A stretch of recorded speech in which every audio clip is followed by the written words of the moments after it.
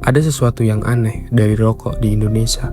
Setiap hari kita bisa menemukannya hampir di mana-mana, di warung kecil, minimarket, pasar, bahkan di tangan orang yang sedang berjalan di pinggir jalan. Industri ini menghasilkan uang dalam jumlah yang sangat besar, dan negara sendiri menerima ratusan triliun rupiah dari cukai hasil tembakau. Tapi di balik semua itu, ada orang yang pekerjaannya jauh lebih sederhana. Menanam tembakau, mereka menyiapkan tanah, membeli bibit, menghadapi cuaca, merawat tanaman selama berbulan-bulan, lalu menunggu satu momen yang menentukan semuanya, panen. Dan masalahnya, ketika daun itu akhirnya siap dijual, petani tidak pernah benar-benar tahu apakah kerja keras mereka akan dibayar mahal atau justru jatuh di saat yang paling mereka butuhkan. Dan disinilah paradoksnya dimulai. Bagaimana mungkin bahan baku dari salah satu industri terbesar di Indonesia bisa membuat harga hidup begitu banyak orang bergerak, sementara orang yang menanamnya justru harus terus berjudi dengan harga, cuaca, kualitas, dan pasar.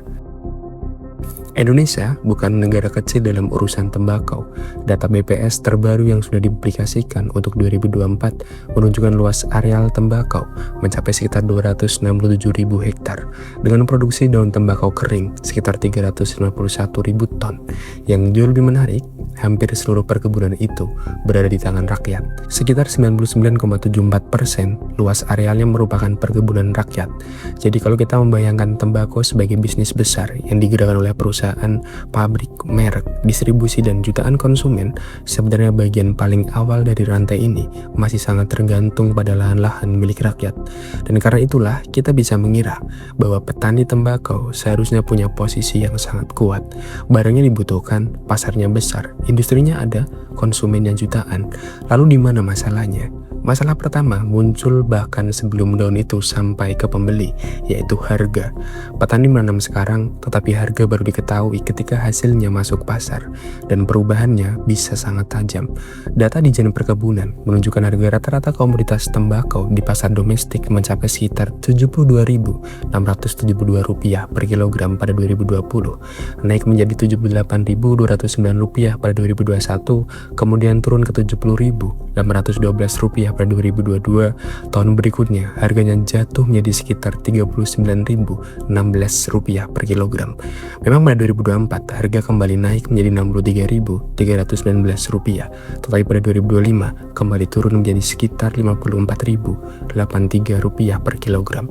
Angka ini penting bukan karena kita bisa mengatakan semua petani menerima harga yang sama. Mereka tidak. Harga berbeda menurut jenis, kualitas, daerah, dan mekanisme pembelian. Justru itu masalahnya. Petani tidak hanya berhadapan dengan pertanyaan berapa banyak tembakau yang bisa saya panen, mereka juga harus berhadapan dengan pertanyaan yang jauh lebih sulit. Ketika saya panen nanti, daun ini akan dihargai berapa? Dan untuk komoditas seperti tembakau, menunggu harga bukan berarti menunggu dengan tangan kosong. Ada pupuk, pestisida, tenaga kerja, sewa atau penguasaan lahan, bibit pengairan, sampai proses setelah panen. Semua biaya itu keluar lebih dulu, hasilnya datang belakangan. Artinya, resiko terbesar justru ditanggung sebelum uang masuk. Kalau harga sedang bagus, petani bisa bernapas. Tapi kalau kualitas turun atau harga jatuh, biaya yang sudah dikeluarkan tidak ikut turun. Itulah kenapa kalimat sederhana seperti harga tembakau mahal sebenarnya tidak cukup untuk menjelaskan kehidupan petani. Yang harus dilihat bukan cuma berapa harga 1 kg per daun, tetapi berapa yang tersisa setelah seluruh perjalanan dari benih sampai penjualan selesai. Lalu muncul musuh yang bahkan tidak bisa dinegosiasikan, yaitu cuaca. Tembakau bukan barang yang bisa diproduksi dengan menekan tombol. Tanaman ini membutuhkan kondisi tertentu, dan perubahan cuaca bisa mengubah hasil yang sebelumnya terlihat menjanjikan. Hujan berlebihan bisa mengganggu pertumbuhan, kelembapan dapat mempengaruhi kualitas, dan setelah dipanen pun perjuangannya belum selesai karena daun harus melalui proses pengeringan. Jadi ketika kita melihat hamparan tembakau yang hijau, kita sebenarnya sedang melihat sesuatu yang masih penuh ketidakpastian. Petani bisa melakukan hampir semua hal dengan benar, tetapi satu musim tidak bersahabat tetap bisa mengubah perhitungan mereka. Dan disinilah pekerjaan petani tembakau menjadi sangat berbeda dari gambaran sederhana tentang bertani. Mereka tidak sekadar menanam lalu memanen, mereka harus menghasilkan daun dengan kualitas yang dicari pasar. Dan kualitas itu punya konsekuensi ekonomi. Daun yang tidak memenuhi standar tertentu tidak otomatis mendapatkan nilai yang sama. Artinya, setelah mengambil resiko selama berbulan-bulan, petani masih harus melewati melewati satu pintu lagi. Apakah hasil panen yang dianggap cukup bagus untuk dibayar sesuai harapan? Kalau jawabannya tidak, seluruh perhitungan dari awal bisa berubah. Tetapi sekarang kita sampai pada bagian yang lebih aneh. Kalau industri rokok membutuhkan tembakau dalam jumlah besar, seharusnya kebutuhan tersebut otomatis membuat produksi lokal semakin penting. Namun data perdagangan menunjukkan sesuatu yang membuat pertanyaan kita semakin besar. Pada 2024, Indonesia mengimpor sekitar 197.076.000 ton tembakau, naik sekitar 30% dibanding tahun sebelumnya dan menjadi salah satu level tertinggi dalam beberapa tahun terakhir. Negara asalnya pun beragam, dengan Cina, India, Brazil, Zimbabwe, dan sejumlah negara lain menjadi pemasok. Sekarang coba bayangkan paradoksnya. Di satu sisi, Indonesia punya sekitar 351.000 ton produksi tembakau domestik pada 2024. Sebagian besar lahannya dikelola petani rakyat. Di sisi lain, pada tahun yang sama, industri dan pasar Indonesia juga menerima lebih dari 167.000 ton tembakau dari luar negeri.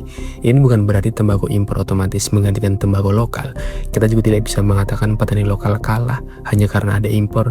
Jenis, karakteristik, kualitas, dan kebutuhan industri bisa berbeda. Tetapi fakta ini membuka pertanyaan yang jauh lebih menarik. Kalau industri membutuhkan tembakau dengan spesifikasi tertentu, apakah semua tembakau yang ditanam petani Indonesia memang sesuai dengan yang dibutuhkan di industri? Kalau tidak sesuai, masalahnya bukan sederhana petani tidak punya pembeli.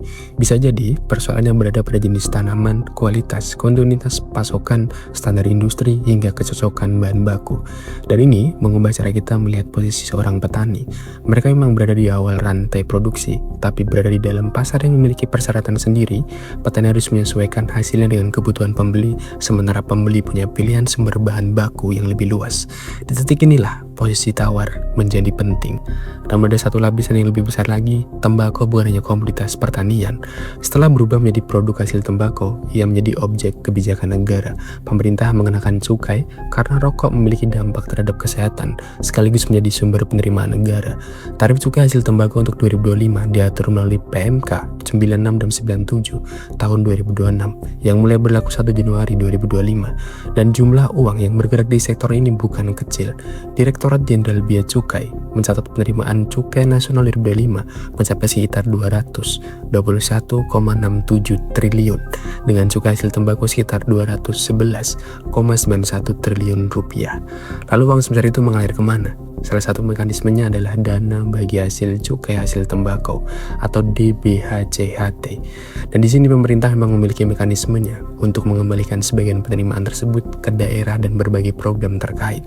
Bahkan aturan penggunaannya sudah diperbarui pada 2026 melalui PMK 22 tahun 2026 yang berlaku sejak 24 April 2026 dan menggantikan aturan sebelumnya. Jadi muncul pertanyaan yang selanjutnya, apakah distribusi program itu sampai ke petani? Karena petani tidak hanya menghadapi harga, mereka menghadapi satu paket resiko sekaligus. Mereka mengeluarkan modal sebelum mengetahui hasil akhir. Mereka bergantung pada cuaca yang tidak bisa dikendalikan. Mereka harus menjaga kualitas agar memenuhi kebutuhan pasar. Mereka menghadapi perubahan harga. Dan ketika pasar membutuhkan spesifikasi tertentu, mereka harus mampu memproduksi sesuai permintaan. Sementara di ujung rantai, produk yang berasal dari daun tersebut sudah berubah menjadi industri dengan mekanisme harga, cukai, distribusi, merek, dan strategi bisnis yang jauh lebih kompleks. Mungkin karena itu, pertanyaan tepat bukan lagi apakah petani tembakau kaya. Pertanyaan itu terlalu sederhana. Yang lebih penting adalah siapa yang paling banyak menanggung resiko dari seluruh rantai ini. Karena ketika harga naik, petani memang bisa menikmati keuntungan. Tetapi ketika cuaca buruk, kualitas turun, harga jatuh, atau hasil tidak sesuai harapan, petani tidak bisa sekedar menggantikan produksi lalu menunggu kondisi membaik. Mereka sudah terlanjur menanam. Dan ada ironi lain yang sering luput. Ketika kita membeli sebungkus rokok, kita melihat sebuah produk jadi. Ada merek, kemasan, harga eceran, dan angka cukai.